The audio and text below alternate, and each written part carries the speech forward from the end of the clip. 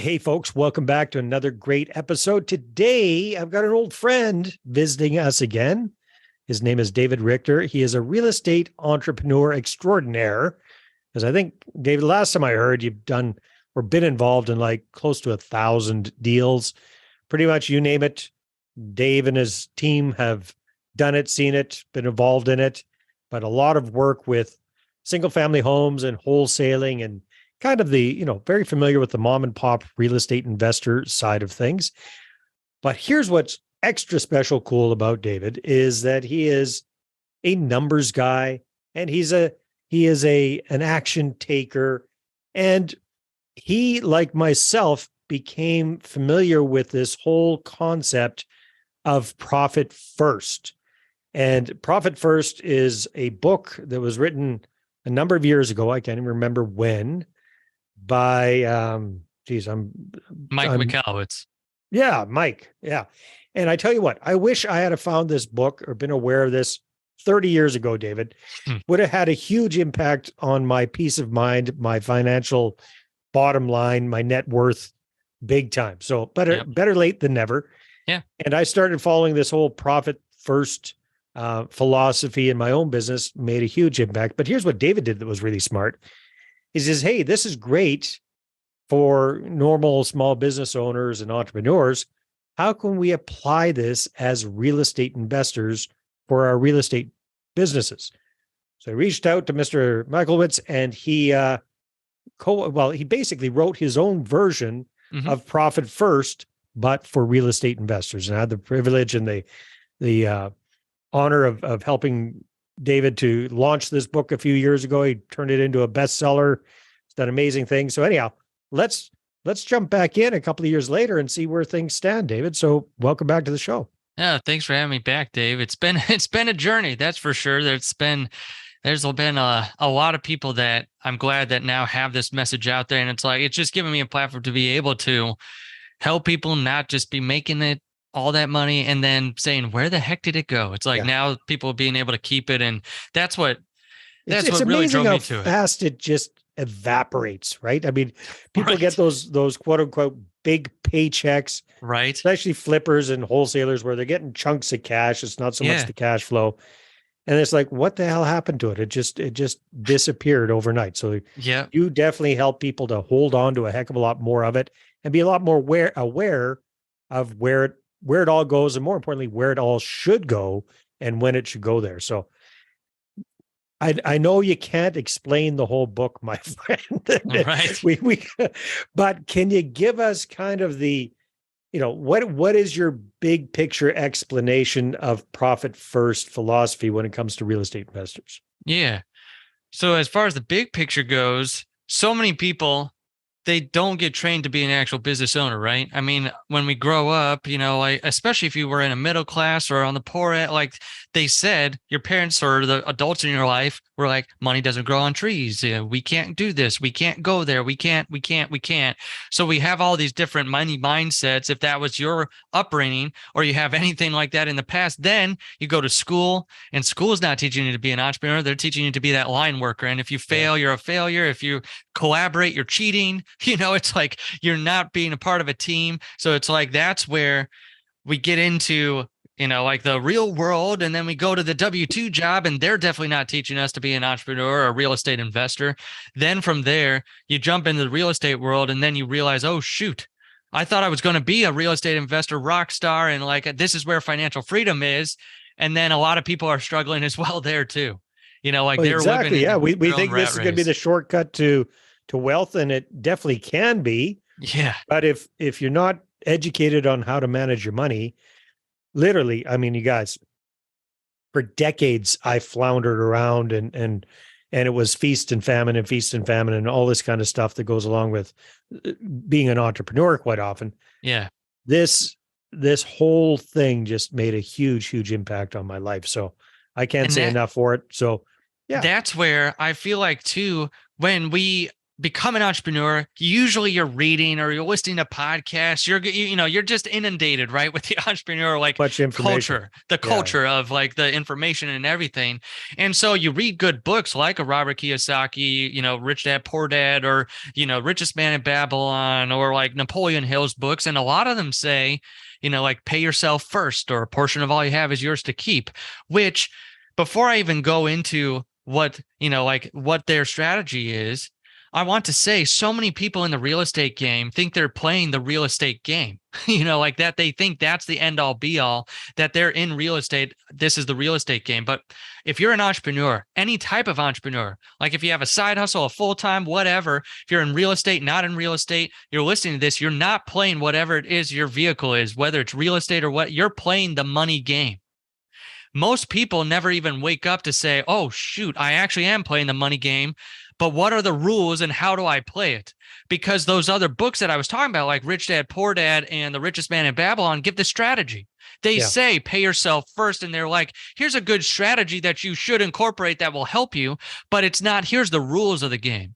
And that's where I felt like profit first. Like if I had to sum it up like that, it's like, here. This is the game you're actually playing. No matter what your business is, you're playing the money game. So here's the rules, number one. And then number two, here's a system. So here's the actually how to, making sure that at the end of the day, you said you wanted financial freedom, that the money game you're playing is actually getting you towards that financial freedom. So that's where I feel like Profit First took it a step further.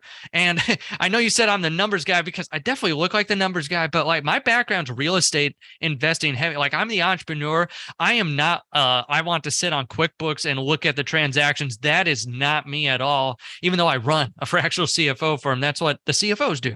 But for me, I'm like, I want to know, how do we make sure that if we're going to go out there and hustle and grind and get the money coming in, how do we keep it? How do we make sure that we're actually winning the game and not just losing all the time, even though we could be doing a ton of deals, or we could be building our rental portfolio, or we could have a bunch of equity, or we could be, all this stuff, but we don't feel any closer to the actual financial freedom that we've always been looking for. So that's where I feel like Profit First said, hey, here's the game you're actually playing.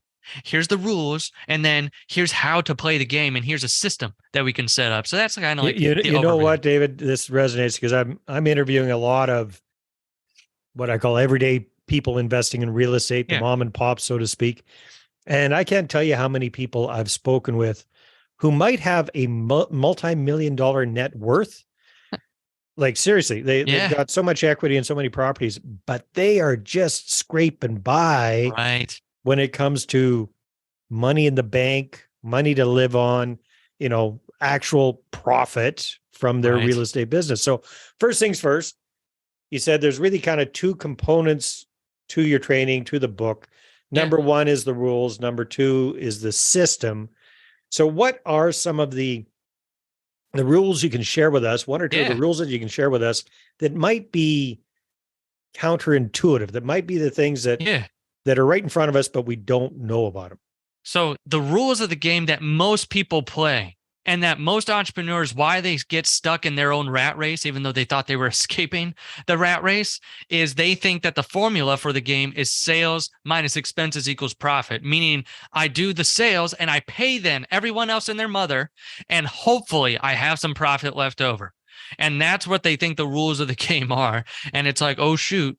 That is a losing formula if you think that this is how the game should be played and this is the rules of the game.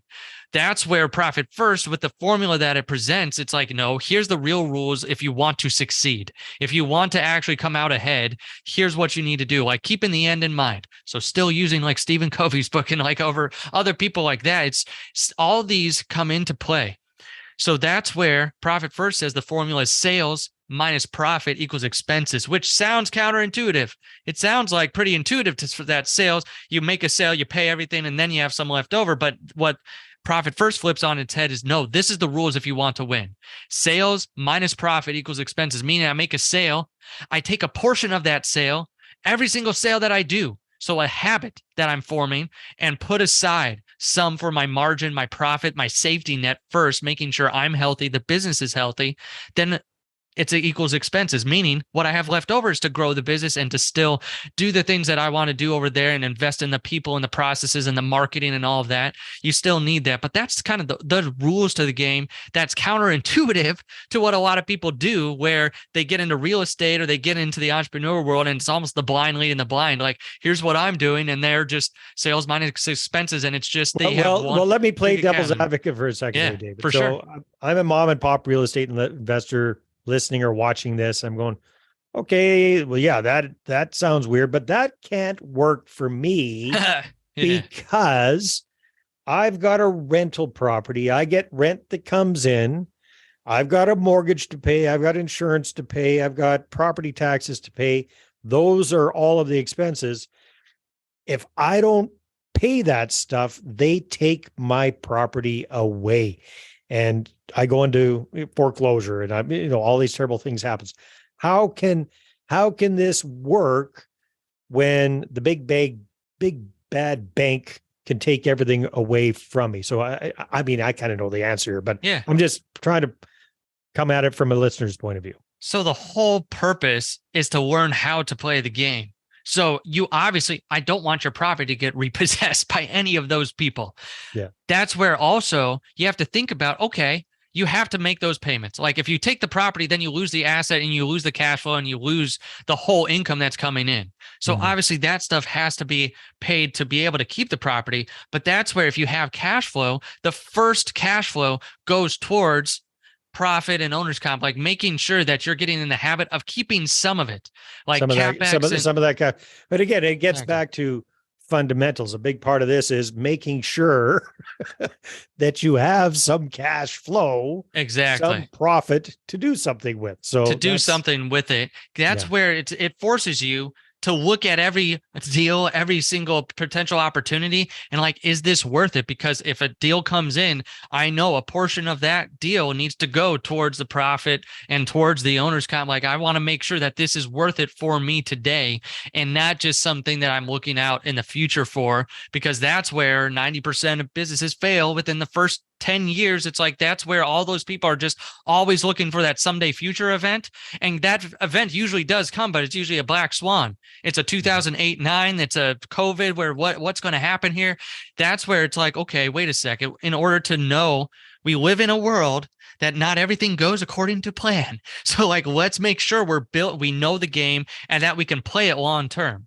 That's why the people that are around a long time, most of them are being very good at survival, like making sure that no matter what, we have margin, we've got safety, we've got this stuff built in here. So that way we never go down. We never risk losing everything. That's why just getting these habits. And when you first start, okay, say you're buying your first rental and you're like, this sounds nuts. Like, I can't do this with my first rental. I've got $150 a month cash flow. I've got $150 a month cash flow. Can you do 1% of that? Can you take $1.50? Like, can you take, 10%, whatever you could start with?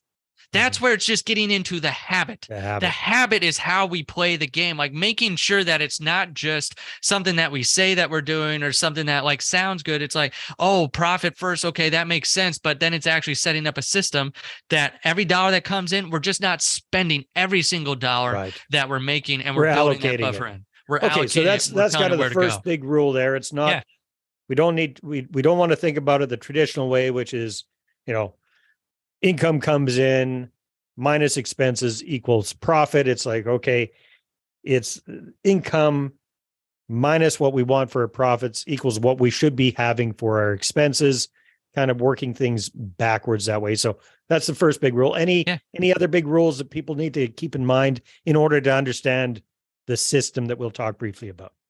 Wow, that's another fantastic idea. Hold on to that thought for a sec. We'll be right back. Now, are you a real estate investor who's run out of cash or credit to grow your portfolio? Are you looking to grow your portfolio using other people's money and raising capital? Well, I want to show you how to raise 6 figures or more in 6 weeks or less at my upcoming Investor Attraction Workshop. You can get your ticket and find out all about it at investorattractionworkshop.com. We're going to spend a full day taking a deep dive into this roadmap that I've used to raise millions for my deals, and I've helped other people just like you cumulatively raise hundreds and hundreds of millions of dollars for their deals as well. So again, you can check that out at investorattractionworkshop.com. And as a loyal listener to the podcast, you'll get 50% off your ticket when you use the discount code podcast. That's right. Discount code podcast at investorattractionworkshop.com. See you at the next workshop. That's a big one, because once you go and you did the how-to is like, how do I make that reality? How do I make that so where I actually win and then implement this? So that kind of goes into this is how we play the game from here. Perfect. All right. Well, let's talk a little bit about the profit first system. Yeah. As it applies to real estate investors, which is what you wrote the whole book about. So yeah, we got the big concept there. We should really be focusing on profit first, name of the book. Now, how do we implement that? So I love what you said at the beginning, because you were like, hey, I've got this money, but then I don't know where it all goes. Like, we were talking about that and laughing back and forth, which I was interviewing someone on a podcast recently, and they called it their black hole account. The one account where everything just gets sucked in and then it's like gone forever. Poof. I'm like, poof, and it's gone. That's right. Exactly. And I'm like, that is such a great description. That's where most people set themselves up, because they think how to play it is, do I have money? I'm going to spend it. If I don't have money in that account, I'm going to be frugal and I'm going to not spend the money. And that's how they're playing the game right now. That's how they manage all the money flowing through their entire system. But then they realize one day, oh, shoot, is this my money? Can I take some out? Like, I just had something personal go on and like, I need to take, and is this going to throw everything off? And like, there's no clarity. And then you're struggling with, oh man, if I do this, am I going to just take myself out of the game? Mm-hmm. So that's where the profit first system is all about knowing where every dollar goes. So if you've ever heard of the envelope method, that's what the how is built off of. Like, Dave Ramsey's made that very popular in the personal finance space, and some other people, out there make that popular, like with envelopes in your personal finances. But instead of envelopes on the business side, set up bank accounts. So instead of having one big account, you set up different ones. Instead of having that black hole account. The black hole account. Yeah, let's get rid of that black hole account, and like, let's have accounts that help you win the game. Because most people don't have accounts that help them keep the money they're making. So that's the first accounts that we have people set up on the profit first system. Is here's 3 accounts every single business owner, not just investor, but like if you own any type of business. So if you're in real estate on the side, but then you've got another business, or you're most real estate entrepreneurs where you're doing a million different things, like this is something that could go inside of any business, these first 3 accounts, because they help you win the game by keeping more. It's profit, owner's comp, owner's compensation, and then owner's tax. So making sure those 3 are helping you keep more of the money that comes in from every deal. Where profit, what I call it now, since I've definitely honed in on this since the year and a half that we've talked, profit is the why account. Why did you start buying rentals? Why did you start real estate investing? The profit account is there to help you fulfill that purpose. Like one of our clients last year, the first year before profit first, he was $70,000 in the hole. Last year, he gave $70,000 from one giving account in order to give to a camp for kids, and didn't touch that profit or owner's comp or anything else inside of his business. That's just from knowing that, hey, this is why I started my business. For him, it was to make an impact on these kids. But like, we can't do that if we don't have a profit account, or we don't have some type of buffer there. Like, did you start it because you wanted to take vacations and not work and do that type of stuff? Well, guess what? Money buys your way out of that, either through people, processes, systems, or like, hey, I've got so much that I don't need to work, or I've got so much recurring cash flow from the rentals that a portion of that I'm keeping to make sure that, hey, I'm covered for the expenses I need, but then I've got what I've got. Mm-hmm. That's where we've got to have a profit account. That's the Y account. You take from that quarterly up to 50% and have fun with it. The owner's comp is more of like the work you do in the business, especially if you're just buying your first few rentals, there's work involved. You're probably going out there, you're hustling, you're getting the tenant in there, you're cleaning everything up. Maybe you're doing the work on it. It's like, if you're going to do the work, you are the employee. Like, you are the best employee for a very, very long time, until you hire a CEO out, and then they're the one running the ship. But until you get to that point way down the road, you are the one that's making things happen.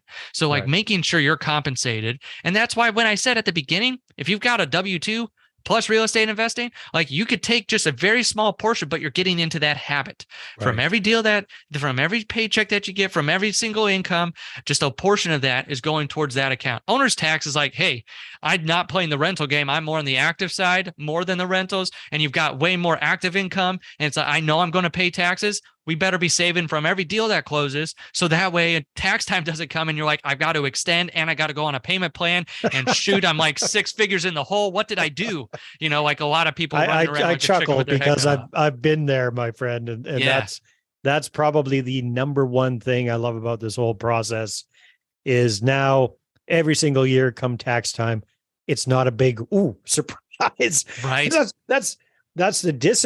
That's a big advantage of being self-employed, being in business for yourself is, you don't get that big tax bill taken off every single month and you get to write a whole bunch of stuff off and all that kind of good stuff. However, you still have to pay the piper at some point. Right. And most of us kind of just kind of ignore that, push that aside, forget about it until all of a sudden it's like, wow, here's this huge bill and exactly everything you said there. So that's been one of the huge benefits of this process for me. Exactly. And so many people, if they just had those rules and then they had the actual how-to, like just set up these accounts and fund them from everything that you do and get into that habit. So that way one day in the future, you wake up and maybe you were originally thought you needed 50 rentals to retire.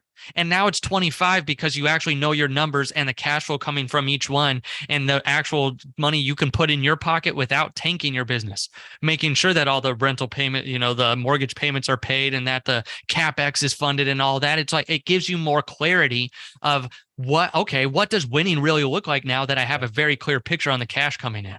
I see people looking at this from two different angles as part-time real estate investors.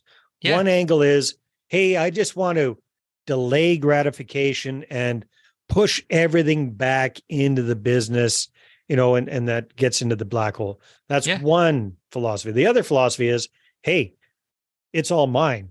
And I want it today. Right. And I'm going to use it today. So maybe talk, have you seen those? Come across either one of those? I talk about that a lot when I present because that's pre-profit first. You're doing one of two things to the business, usually starving yourself or starving the business. Right. That's where most people fall into. They either say, hey, I'm not going to take anything. I'm not going to do any. And then it's like, okay, you're in that habit. What if you want to go full time in this eventually? And then you have to rely on that, or you just don't have any margin. Like you've just been pouring every single dollar and then something bad happens, or, like 2008-9 or whatever happens again. And then you're upside down or taxes go 3x and like in some places and you're like, oh shoot, I don't have the cash flow anymore. Or your family just get burnt out on busting your butts for absolutely zero reward. For absolutely zero reward or anything. Like, why did you start it for the financial free, or did you just start it for the delayed gratification? It's like, okay, well then you don't want anything for a very long time. Like that's going to get very depressing very fast. Yeah, like if you're pouring all this work in, then the flip side of that is it is mine. It's all mine. And I want that Lamborghini as fast as humanly possible. So I got that first flip check for, $50,000 and I'm going to put the down payment for it. Right. It's like, wait a second, like we got to be smart with this. So that's where so many people, like I said, I keep going back to the game of money, but it's like, if you just know the game that you're playing and the rules to that game, I am not against you getting that Lamborghini, but when is it time to? When do you land on that space and you say, hey, I've got enough money that's in my profit account that I'm still have to be able to pay myself, to be able to still fund the business and fund the things that I want to do, and I can still get that car and it's not going to hurt me and it's not going to hurt the business. It's just helping you be a savvier player. We all respect those people, right? That like, I don't know, if you watch movies or whatever, that very savvy poker player that he's reading everyone in the room. He knows that the real game is not being played with the cards, it's being played with the people. And it's like, it's the same thing with money. Like the real money game is not the real estate you're doing. It's how you're handling behind the scenes, what's happening when money gets into your hand, because then that's the equalizer. Because once you actually make a transaction, make a sale, you're just like every other owner of any business. You have money in your hands. Now, what are you going to do with it? So that's really what takes this to another level, to say, here's an actual system to make sure you're keeping it, to make sure that you can last a long time and that you can actually reap the benefits of owning a business. Well, I'd like you to touch a little bit more on the profit component because, yeah, for sure. a lot of us as real estate investors, as small business owners, entrepreneurs, we think about paying ourselves a salary or what have you. We think about paying our staff expenses, all the overhead, all that kind of stuff. But profit, surprising as it sounds, is kind of a weird concept for a lot of us. It's like, well, what do you really mean? And what do I do with that? And shouldn't I be putting that back into the business? And all this guilt comes around this. Can you give us kind of your and Mike's philosophy around the profit side of things? Yeah. Well, man, if I'm going to just keep the analogy of the game, it's like we've had CPAs or bookkeepers probably in the past telling us some very confusing things. They've made the rules very, very complicated. And they tell you, here's your net profit. And they tell you this number. And you're like, looking at my bank account, where is that profit? What the heck are you talking about? Retained earnings and all this kind of stuff. All this garbage. And that's where Profit First is built around cash. So that's where it's like, okay, we have a profit account that has profit in it. You might have a better bottom line number showing on your books, like on your actual set of financial reports in the profit and loss. But like in the bank account, how much did you actually put into that profit account? That's yours to be able to take. So that's really the big difference of philosophy, where GAAP accounting and the traditional accounting methods and all of that still need to be run. You still need to know your profit margin. Like, are you a healthy business? But then I want you to have an actual profit account where a portion of all that you bring in goes into that account. That is your money to do what you want with. Where if you're like, hey, I'm buying a rental portfolio and I want to use the profit to pay down the good debt, pay down my portfolio so I have more free and clear portfolio properties, more cash flow coming in, then it's like, okay, then use that for that. If you're like, you know what, I want to keep buying the properties, but then I want to take a vacation with my family and then I want to use it from this profit account, there's a guilt-free account where if you have a profit account and you still have the owner's copy, you still have like the OPEX to pay the expenses for the business, and you're still funding the things that need to be funded, this is a guilt-free account to take and say, you know what? I can take this out and do what I want with it, literally anything I want to, because now this is my money that I know I can do it. Like Joey, the guy I was talking about, his first profit draw from the very first time that he did it, like after he lost 70,000 that one year, the next profit draw, like in the next year, he just took a little weekend trip with his family. And it's like, it wasn't this huge thing, but it was like, hey, this is the money that I have. I've got like 1,000 in there. Like, let me just take a quick weekend trip with them and have a nice, and he's like, it was a guilt-free trip. If you read Mike's original book, he said that his first profit draw was like $10. And from his account, he's like, and I bought an ice cream cone and that was the best Dane ice cream cone I've ever eaten because it was guilt-free and it was mine. Like I got to take it from the profit account. That's what I'm talking about, because there's a big difference in the terminology, in the words that we use for the word profit. It's this nebulous word that financial people and gurus and CPAs and all that make this crazy out there nebulous number, where I want it to be very simple. You have a profit account, cash goes in there, it is yours, and you are okay to be able to take that out and use it for what you want to do with that money. Fantastic. David, highly recommend your book. I completely recommend it. If people want to get a hold of it, or, obviously they can go on Amazon or what have you, but is there a better spot where they can get it and connect with you? If you want to connect with me and see all the stuff that we're doing, simplecfo.com, because we've also got the podcast, which Dave has been on before and he's coming on again. So that's where we do that. Just honestly, a lot of people come on just to tell their story of hope. Like, here's where I was before Profit First. Here's where I am after. And then a lot of people say what Dave said, like 30 years ago, I wish I would have had this. Or like when I first started real estate investing, wish I had these habits. I wish I knew how to play the game. Like, I really wish I knew what was going on. So that's where I want you to be able to just get this information. So if you go to simplecfo.com, it's got our podcast link, the book link. If you want to see what we're doing and, like with our services, we got a schedule call link there too. Awesome. David, always a pleasure. Keep up the good work. And everybody, thanks for tuning in. We'll talk to you on the next episode. Well, hey there. Thanks for tuning into the Property Profits podcast. If you like this episode, that's great. Please go ahead and subscribe on iTunes. Give us a good review. That'd be awesome. I appreciate that. And if you're looking to attract investors and raise capital for your deals, then I'm going to invite you to get a complimentary copy of my newest book, right back there. There it is. The Money Partner Formula. You can get a PDF version at investorattractionbook.com. investorattractionbook.com. Again, investorattractionbook.com. Take care.